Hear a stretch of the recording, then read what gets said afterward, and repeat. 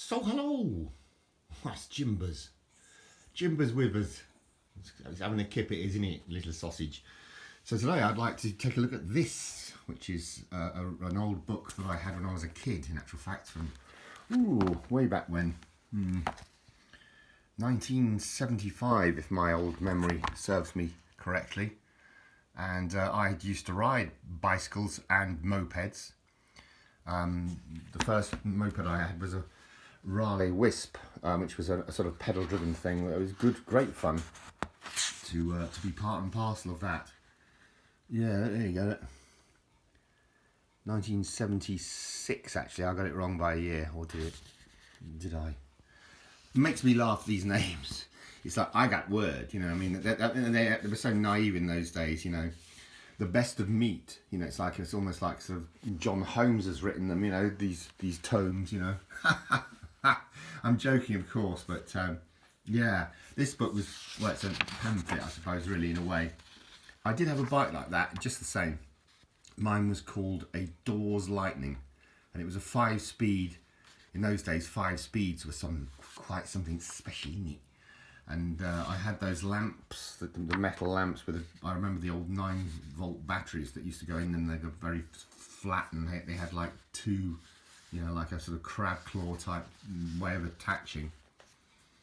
And when anything went wrong, obviously as kids, I couldn't afford to, you know, there was a bicycle repair shop run by a really decent chap. What was his name? I can't remember now off the top of my head. Hopefully it'll come to me. Mr. Tostovin, and he used to help me out when everything got pear-shaped and I couldn't deal with it myself. But up until that point, I used to use this little manual. I remember changing bearings. Yeah, did it all. Cleaning and repointing the chain. Yeah, well, not repointing. That's a roofer thing, but chain wear. I had a lot of that.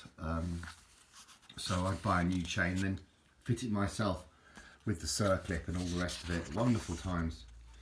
I remember I had those gears at one point on my bike as well, the 3-speed, and I remember the Rally Grifter, it was called, had this twist gear selector. I didn't own one of them, but a friend of mine did, and we all used to kind of pore over this manual, you know, when anything went wrong. The Duralia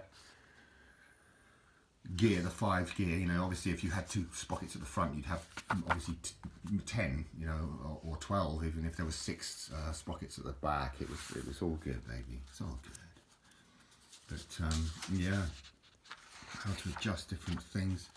Sprocket, wonderful. Yeah, I remember a lot of this. I do remember a lot of it. Coaster hubs, not so familiar with, I must say. And I certainly didn't have these quick release elements to my bike. You had to undo my nuts with spanners. It was, isn't it? Certainly had those, the old caliper brakes. Nowadays everything's disc brake on the bike I have anyway. But I had them back in the day, and I did all of this brake adjustment. Wonderful, wonderful. Yeah. Rod brakes, yeah, had a bike with rod brakes, an old postman's bike that I bought in Collier's Wood Market. When I was working on the buses, as I call it, when I was working for the London Ambulance, I used to cycle to work on an old postman's bike.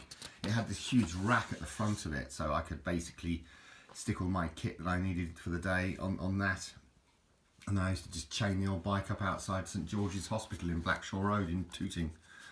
And that was that. There's some pages coming loose. I've got to be careful. I want to keep this in good shape, innit? Brackets, lovely. Oh, I remember them too. I remember those. What we're missing? Pedals. We've missed pedals. I remember those rubber pedals too. I had them on my Raleigh chopper. I used to ride a chopper. It was my dear old dad bought me for my Christmas present once, and I loved it. I crashed the damn thing though. God darn, I crashed the damn thing, and really screwed myself up with road rash. But that's another story. These were for lights. They were like dynamos, and so this used to rub on the tyre. It used to make a sort of a sound. As you pedalled, it kind of went. But it used to light the lamps, you know, to illuminate your day, as it were, at night, or even you wouldn't have put them bothered with it in the daytime. No, wonderful memories. And these are dyno hub. Okay, yeah, I never had one of them, but I'm aware of them. That obviously, as you pedalled, it would light the lamps as well. Kids of today probably would think, what the heck are you talking about? In fact, a lot of people probably think that anyway. And I had a moped like that as well once. It was a Honda. What was it called? A Honda C50, I think it was. But it had like a fairing on it. It was a funny old bike. Beautiful made Japanese bike, but I had one of them.